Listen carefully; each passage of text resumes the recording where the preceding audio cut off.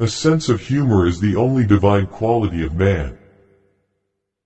A high degree of intellect tends to make a man unsocial. A fool chases pleasure and finds disappointment, a sage only avoids grief. A vain person should know that the good opinion of others, which he so achieves, is much easier and more true to create by silence than by talkativeness. Change alone is eternal, perpetual, immortal.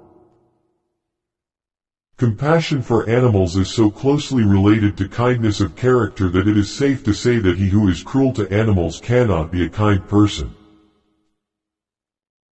Every parting gives a foretaste of death, every reunion a hint of the resurrection. Each person can be completely himself only while he is alone. Every man takes the limits of his own field of vision for the limits of the world. From the point of view of youth, life is an endless future. From the point of view of old age, it is a very short past. Great men are like eagles, and build their nest on some lofty solitude. Happiness consists in frequent repetition of pleasure. Hundreds of objects that give people pleasure are boring for a big mind. Hope is the confusion of the desire for a thing with its probability. He who writes carelessly confesses thereby at the very outset that he does not attach much importance to his own thoughts. Intellect is invisible to the man who has none. It is better to find your mind in silence than in conversation. If you have reason to suspect that a person is telling you a lie, look as though you believed every word he said. This will give him courage to go on. He will become vehement in his assertions, and in the end betray himself.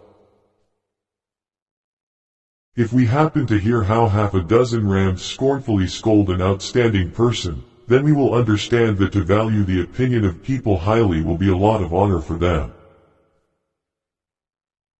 If we were not all so interested in ourselves, life would be so uninteresting that none of us would be able to endure it. Living happily means living less unhappy. Life swings like a pendulum backward and forward between pain and boredom. Man can do what he wills, but he cannot will what he wills. Mostly it is loss which teaches us about the worth of things. One should use common words to say uncommon things. Ordinary people merely think how they shall spend their time. A man of talent tries to use it. People are like watch mechanisms that start and run without knowing why. Politeness is to human nature what warmth is to wax. Reading is thinking with someone else's head instead of one's own. Religion is the masterpiece of the art of animal training, for it trained people as to how they shall think. Sociability of people is not based on love for society but on the fear of loneliness. So the problem is not so much to see what nobody has yet seen, as to think what nobody has yet thought concerning that which everybody sees. To get married means to have your rights and double your responsibilities. The safest way of not being very miserable is not to expect to be very happy. The clever are not so much looking for loneliness as they avoid the fuss created by fools.